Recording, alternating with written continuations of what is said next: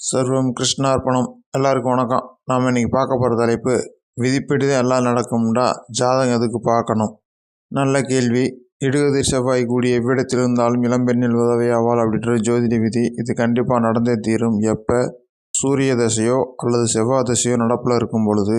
உதாரணத்துக்கு கார்த்திகை, உத்திரம், உத்திராடம் இந்த 3 நட்சத்திரங்கள் சூரிய நட்சத்திரம். இந்த நட்சத்திர தசா புத்தியில் பிறக்கிறப்ப ஒரு குழந்தை பிறந்துருந்துச்சுன்னா அது 23 வயசுக்குள்ளே சூரிய தசையும் செவ்வாய் தசையும் முடிஞ்சிடும். சூரிய தசை 6 வருஷம், சந்திர தசை 10 வருஷம், செவ்வாய் தசை 7 வருஷம், ஆக மொத்தம் 23 வருஷத்தில் முடிஞ்சிருது.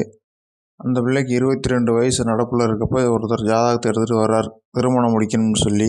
அப்போ ஜாதகத்தை பார்த்துட்டு ஜோசியர் சொல்லிடுவார், 100 வருஷம் கழித்து போனீங்க, இப்போ முடித்தா தாலி பாக்கியம் 2ஆகிறதுக்கு வாய்ப்பு இருக்குதுன்னு சொல்லி. எவ்வளோ பெரிய ஆபத்துலேருந்து தப்பிக்கிறோம் பாருங்கள். அந்த 1 வருஷம் கேப்பை ஜாதகம் பார்க்காம முடிச்சிருந்தால் எவ்வளோ பெரிய பிரச்சனையில் போய் மாட்டுது பாருங்கள். அதுக்கு தான் ஜாதகம் பார்க்கணும்னு சொல்கிறது. அந்த 23 வயசை கடந்துட்டு அந்த புள்ள அந்த ஆபத்துலேருந்து தப்பிச்சிருது. இந்த 1 வருஷம் கேப்பில் அவசரப்பட்டு ஜாதகத்தை பார்க்காம முடிச்சிருந்தால் மிகப்பெரிய சிக்கலில் போய் மாட்டி தாரம் 2ஆகி வாழ்க்கையே வேறு மாதிரி திசை மாறி போயிடும்.